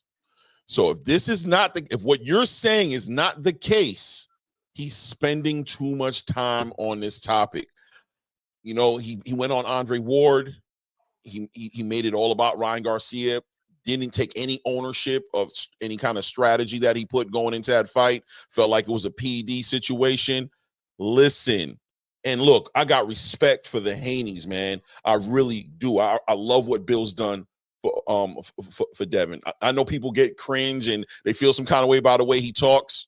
I love it. Some of it gets weird sometimes. It's weird sometimes, but for the most part, for your son, I could feel the love through the screen. I know what he's doing. That's his son, man. He's putting that work in to make him the biggest star he can. But at this point, if it's not what you said, if it's not what you just described, he's wasting a lot of time. He's wasting a lot of time. And I'm more interested in Devin Haney's development and how's he recovering from this situation he just been in. Is he going to be able to move forward? I want to know where's he going to go as far as weight is concerned. Are you going to stay at 140 and deal with this losing weight and rehydrating 25 pounds a night, the night of the fight situation? Or are you going to move up to 147? Does he even have the ability to compete at 147? Is the chin durable? Is it because of the rehydration that the chin is got him looking like that? Or I have so many questions. So I'm praying after you said what you said, because I didn't even think about it like that. I'm hoping that is what it is. I'm hoping that is what it is, and that it's not what it looks like. I'll say it like that. Yeah, we'll see. I just, I don't care about the lawsuit. Who cares what I think? I think that these guys are about business. I really do. Yeah. And I didn't. This just came to me in the last couple hours. I didn't think about it that much when I knew I was going to do this. I just think that they are hyping this up. Mm-hmm. I don't think the lawsuit. I don't know, man. You start spending money on a lawsuit like this, it's going to be it's expensive. It's expensive. I mean, he's going to have to prove intent, I believe. Like, I'm not a lawyer, so I don't know if he's going to have to prove intent with the PEDs, which is going to be very hard to do because Garcia has all along, he said, he has his own story, and his own story says it was a tainted supplement. You're not going to get to the bottom of it, so I can't see him winning a lawsuit. I know they're going to spend a lot of money. I just don't think it's going anywhere. I think they're building this up, man. I think they're building this up because now everyone's talking about Haney and Garcia again because of this. And Haney's becoming – Garcia was already the bad guy. Now Haney's becoming the bad guy because people are saying he's soft. A lot of boxers are saying he's soft for doing this. He's soft. That's not me saying it. It's some fighters. I don't think he's soft at all. I think he's making a decision that could be that could hurt his career. I think he's willing to fight. He showed heart in the ring that night with Ryan. He got up every time. He went the full 12 rounds. He showed heart. I don't think he's soft, but I think the decision is I think it's not going to do him any, like, it's not going to make him more popular. Right. It is what it is. I was rooting openly for Devin because I couldn't, all that stuff that Ryan did, which we don't even have to go over again. I thought it was above and beyond ignorant and foolish. I was rooting for Devin Haney. And it was still, I thought Garcia won it, but it was close, man. It was a very, besides obviously the knockdowns, it was a close fight. And you saw Ryan Garcia at times look so tired and fought so flawed himself that night. But Devin Haney had no answer for the left hook, which I knew was coming. You knew was coming. Everybody knew was coming. If we didn't know nothing, we knew that was coming. If we didn't know nothing. Tank knew it was coming. Everybody knew it, and I guess Devin Haney didn't. So, or he thought he was just quick enough. I don't know. Yeah, so many questions. Yeah, it's like, because it's hard. It's hard for me to accept he didn't know. You had to know. You had to know. You fought, like you said, he fought 6 times in amateurs. You know what he's coming with. Ryan knows what you're coming with. You know what Ryan's coming with. That getting caught at that left was just, maybe it was early. Maybe it was just so early, he never got it back together, and that just made him more susceptible as the fight continued. Maybe that shot did catch him like, oh, damn, man, I can't believe I kind of let that happen, but it just already shook him so bad that, and then he got in this mindset of like, I'm a headhunter. I'm this offensive punching, like I'm gonna, he got, you know, it just changed. Like, Devin, relax, box, bro. This is what you do. Establish that distance, win these rounds, do what you do. I gotta get it back. I gotta get it back. It just, so many things went wrong for Devin that night. And then those shoes. I don't even know if they had anything to do with it, but the shoes look weird to me. the boots, the Uggs, or whatever you call them. I don't know what they were, but I don't think that was a good look. But what am I? I'm no fashion guy. Yeah, you know? yeah. I don't know if like the stability, though. I'm saying like his ability to move, like were they loose as they looked, or were they like, I don't know. It is what it is. A lot of things were weird that night. Even Eddie Hearn said it. He said he saw a lot of things even in the back locker room. He was noticing consistent, like, weird things that didn't happen before were just compounding on each other. Like, this is not right. Too many people in the locker room. What is this? This has never been the case. Now, you know, it's like a superstar. What's this? What's Bill doing? This Don King only in America thing he's doing. And what are you talking about? You sending him in there to kill Ryan. And like, that's not what we do. Now you're doing this. It was just so many different things that when it actually ended the way it did, Eddie was like, yeah, I kind of saw that coming with the way everything was building up to the fight. But guess what? All of that, and then popping for the drugs, and then everything that's happened since, now the lawsuit, it's all gonna build back up, man. It's gonna build back up. I hope it is what you say. I hope it is what you say, because then it makes it worthwhile, George. If it's what you said, then geniuses. Kudos to them. They did something great. You know what I mean? Like, wow, that's how you build a fight up. That's what it's going to go down in history as, if it goes down that way. So I pray too. I feel like they were texting each other like, hey, man, got this great idea. I got this great idea, man. I'm going to sue you. And then, but we'll see. I mean, that's just, it's not even a prediction. I just think that it's all nonsense, because it sounds like nonsense, because it doesn't sound like a lawsuit he can win. And I know they're making it seem like he's doing this for the good of boxing. Because look, we all want PEDs to be gone, but you've talked to fighters like in private. They all talk about other fighters who they know. Or like I talked to Tim Bradley the other day. He was telling me, oh yeah, I know X was on roids, and I know this guy was on roids when I fought him. I know it for a fact. All these fighters know it. You want to get it out of the sport. Is this how you get out of the sport? I don't think so. I mean, Oscar De La Hoya, he beat a guy on steroids, Fernando Vargas, and Oscar didn't sue him after, I guess, because he won, but he could have sued him because, I don't know, you could have come up with some, you know, he had intent on murder or whatever because he had steroids in his system. Oscar didn't sue Fernando Vargas. No, we'll see what happens. So yeah. We'll see what happens. I just think, but prospect of the year, because I know you about to go, man. Prospect of the year, man. Prospect of the year. Who you got so far running for, man? Right now, are you looking at anybody young and up and coming right now that you got your eye on right now? That's impressing you. That's doing the work. Who's doing the work for you this year? Anybody? I mean, for a while I was cutting out, not as a top prospect, but obviously Carmel. Carmel, although he's so, I guess prospect is the right word for him, because he's only had what? 4 or 5 fights? 4 or 5 fights, or something like that. Is he still 17 or did he turn 18? He's young. He's around there. He's 17, like 18 years old. Exactly. 17 and 19, somewhere in that window. So he looks really good, man. But it's so early for someone like him. You know, I got two. I've seen Kid Austin fight a few times. I like Kid Austin. Who do you have? I got two. Number one on the list right now is a young welterweight. I mean, not welterweight, I'm lying. A young lightweight in Abdullah Mason. Abdullah Mason from Ohio is doing the work right now. I'm stupid. Abdullah Mason, you know what, real quick, the other guy, he's a 140-pounder. His nickname is Tito. Young kid at 140. Oh man, I gotta look him up. I gotta Tito? look him up. I feel like I He know who fights. you're talking about.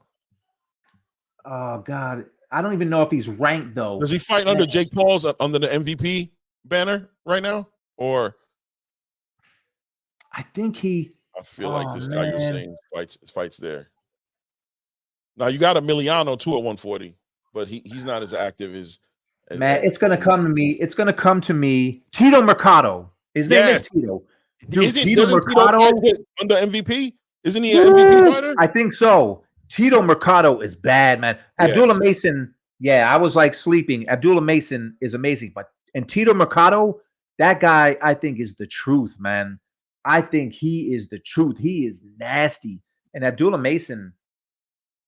Oh, I want to see these guys fight more, like, because that's the fun part. Well, it's Abdullah the Mason's journey. on like 7. He's on a pace for like 7 fights this year. He's fighting in November 8th on the Keyshawn Davis card. I love it. He's active. Bob got plans for him. Now he's fighting kind of catch weight fights, but you know how it is. Like, it's not for belt, so they'll let them play that game. But he's getting comfortable fighting like 137 and change, and he's not hitting the 135. I'm knowing he's relaxing, but I also know he's growing. He's 21 years old, so I'm like, as his man strength starting to kick in, we might see him go up to 140 and get up there and start wrecking shit up there. You know what I'm saying? But yeah, definitely him and my other guy that I'm looking at. I'm not going to even hold you, man.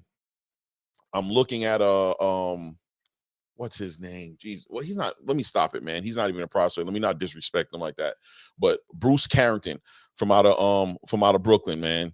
He's a contender. Let me stop. Bruce, my apologies, bro. I'm insulting you, bro. You a damn contender. Yeah, he's definitely a contender. He's a contender. Boy, Abdullah Mason, man, he like when guys are that young and they show all that ability. That's the fun part. Wait, can I drop my link in here for Marianne? Yeah. Please drop it in because people are saying. Thanks. Yeah. There you go. There you go. Yeah, Abdullah. He's listen, man, that kid is, I mean, yeah, man. I like the way they develop it. I'm gonna tell you something what I love about him. He's got a family structure around him that's so airtight. Yep. That's gonna play a huge part in this game. He is humble as humble can be. And when he gets in that ring, it's animal time. Like he says, it's all about that smoke. He's not taking no shorts. He's not playing with his food. If you're not supposed to be in the ring with him, it's going to be dealt with inside those first 3 to 4 rounds. It's getting dealt with. We're not wasting any time with anybody. I'm loving everything that he's bringing to the table right now. And when these fighters are so young like this, it's fun as fans to see it because you could tell, they talk about the eye test, like everything he does, he looks like he's going to be an amazing fighter. Now we just want to see him matched up so he gets in situations where he's got to fight a pressure fighter. Or like even to me, like the Monster Inoue, he got dropped in his last fight. I think it was last fight, but that's okay. The fight before his last fight. The last fight before, that's right. Not the last one. He against Neri, right? He got dropped, I think. Neri, 100%. He got dropped, but you know what? He got dropped. He got back up, dusted himself off, and proceeded to destroy the guy. He overcame something. You love to see these guys be able to overcome. And when they're so young, he hasn't fought the toughest fights of his career yet. Mm-hmm. Now the fun part is seeing how these guys do in pressure situations, and can they overcome? Like if my jab's not working tonight, if my combinations aren't working tonight, if my movement's not working, can you do something else to win? He just looks so good, man.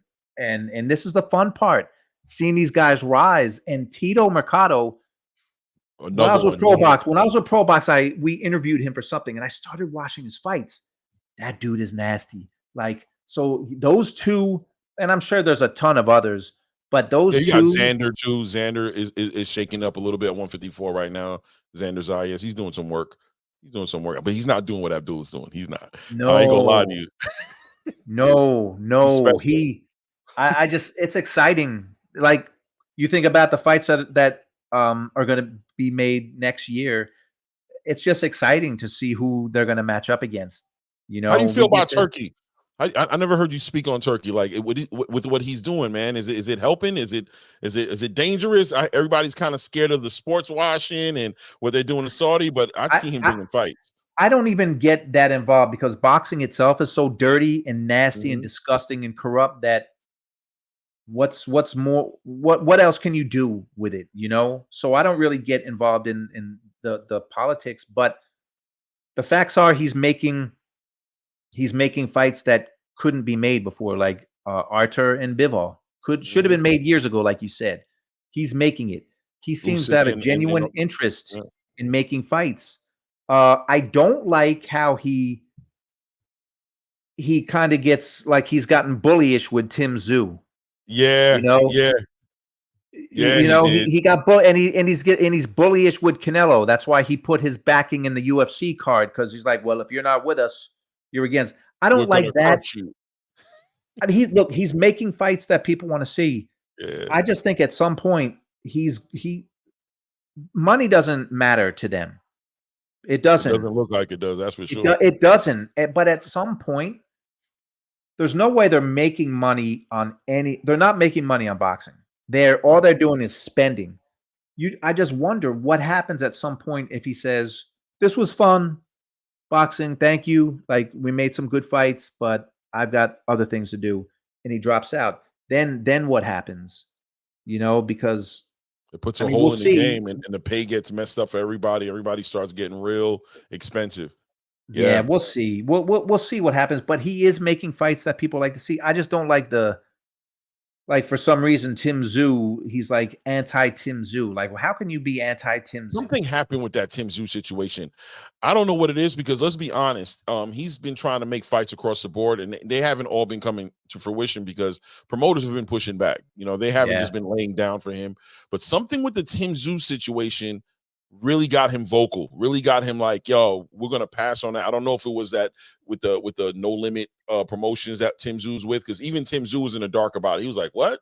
I would love to do business with Turkey. What is he mad about? He doesn't even know. So it looks like something happened with the promotional companies, the conversation between Turkey and whoever represents Tim Tszyu, that went left. Canelo, listen, man, for me, like, I think Canelo and Turkey going to do business. I think they're going to do business. You know what I mean? Of course they are. They're going to do business. So Canelo going to walk away with a turkey check. He's not going to leave that money on the floor. But you listen, it's the face of boxing. Watch how you talk to him because he's going to let you know I don't need you for nothing. So now, Turkey got to humble himself. I will say, though, Turkey, Tim Bradley, not too long ago, they had the Las Vegas Hall of Fame, and Tim Bradley was inducted into the Las Vegas Boxing Hall of Fame. Mm-hmm. Turkey was also inducted into the Las Vegas Boxing Hall of Fame. I know that. Like, come on, like, just stop, just stop, just stop. That all that's doing is saying, please give me some money, please. Like, we respect you. That's what that was. That's what that give was. us some money, please. Work with us. Like, come on, man. He doesn't deserve to be in any boxing hall of fame. But it wasn't like, it was like an honorable. It's like the Sylvester Stallone thing. Like, it's almost like, you know, Rocky's in there. Even though Rocky had a profound effect on boxing, I got, you know, I mean, Clubber Lane right behind me. So, you know, I mean, he had a big effect on it. But it's not on a like a legitimate, like, right? It's not like the same thing. It's like an honorable mention type of like. Well, no, because I know International Boxing Hall of Fame, they have non-participants, and that's what Stallone is. But he's legitimately in the Hall of Fame. And I believe Turkey, I don't know what the Las Vegas, I don't know if they have like, you know, non-participants. They must. I believe he's like in the the Las Vegas Boxing Hall of Fame. So that's part of the game. Everything's for sale, right? Everything got a price on it. Everything's for sale. Everything's for sale. Hey, you know what? I got one last thing for you. Yeah. Like seeing that picture, you know, that reminds me of Clubber Lang. Let me tell you, I saw Rocky 3, no lie, probably like 7-8 times in the movies. I would go, and that's where you go in the movies early, and you could like sit through. I would sit through it like twice because like nobody would come in. Right. You know what I would have loved to see? Apollo and Clubber. That would have been a great fight. I got Clubber though, a prime Clubber. I mean, I'm sorry, I got a prime Apollo. I'm about to say Apollo. Clubber was too wide with the shots. Clubber was too wide with the shots. Apollo was way too slick, way too slick. Clubber would have been frustrated if he was dealing with Rocky slick boxing that he learned obviously from Apollo. Listen, man, he wasn't going to be playing around with Apollo. That wasn't the Apollo that fought that fought Drago. That was a whole different Apollo right there. That was a prime Apollo right there. He would have dealt with him. He would have dealt with embarrassing him up. It would have been a beatdown too, not a knock. It would have been a quick knockout. It would have been like a real like torture, like 10 rounds, eye closed, leaking out of every orifice in his face, like nonstop, just stiff jabs. You know what's funny about that movie? And it was so entertaining, man. But they never had Apollo Creed. I mean, and I'm thinking as a boxing fan, they never had Clubber Lang throw a straight shot. Every single punch was a wide hook, or it was a looping over. Everything was wide. But look, it worked for the movie. You know? It was the movie. That's why Apollo would have been that jab. Every time he opened up, he would have just got tagged. It would have been all night long. It would have been crazy. It'd have been a beautiful fight, though. Beautiful movie. We would have been standing up like this, watching Clubber Lang catch those straight right hands and those left jabs. But by the way, you know why that movie was so good is because it was the whole, the guys who were hated, bitter rivals. They worked together. But my favorite part was you got like I'm acting like they're real fighters here for a second. All right. So you got Rocky Balboa, who he was probably like 33, 34, let's say, when he fought. He was a slow slugger. That's what he was. He didn't have great defense. In a matter of weeks, he was turned around to be this slick boxing middleweight who had the speed of Apollo Creed suddenly. Right. Then he never fought like that in any of the other Rocky movies. He never fought like that again. He went back to, when he fought Drago, he went back to being, the slugger. But taking shots, wearing you out, making you wear yourself out on his forehead. Yeah, for all the flaws, man. Like as soon as I saw that picture in the back, I was like, oh man, this is gonna be fun because he's got Clubber Lang. That's Clubber Lang on the wall. We're here for the feeling, you know what I mean? We're here for the feeling. That's what we're trying to capture over here. Man, listen, George. My wife is texting me. She's like, when you coming to bed? You know what I mean? I got stuff to do in the morning. I appreciate you letting me up here on your platform and building with you, man. Yes, sir. ATP Combat Media. Yes, sir. Yes, sir. Do you do this regularly, or is this just like sporadic? I'm on a live a couple of times a week, and sometimes I'll go post fight. I know everyone does post fight stuff, but yeah, a couple of times a week, I'm on here. So it'll hit me. It'll let me know. So when I am, jump on, man. We'll have fun. Yeah, man. I appreciate you, brothers. Yo, shout out to everybody who's in the chat, man. I appreciate you guys. Appreciate you, George. Have a great evening, brother. All right, Claymore. Peace, man. Peace. Oh man. All right. I'm at 1 hour 48 minutes. I gotta go. I gotta bounce. But I'm out of here. I'm gonna leave with this last 90 seconds and then I'm out. But the whole premise of this show was to give Devin Haney 90 seconds that'll save his career. I'm out. We'll do this again soon. But this is it. This is something right here that can save Devin Haney's career.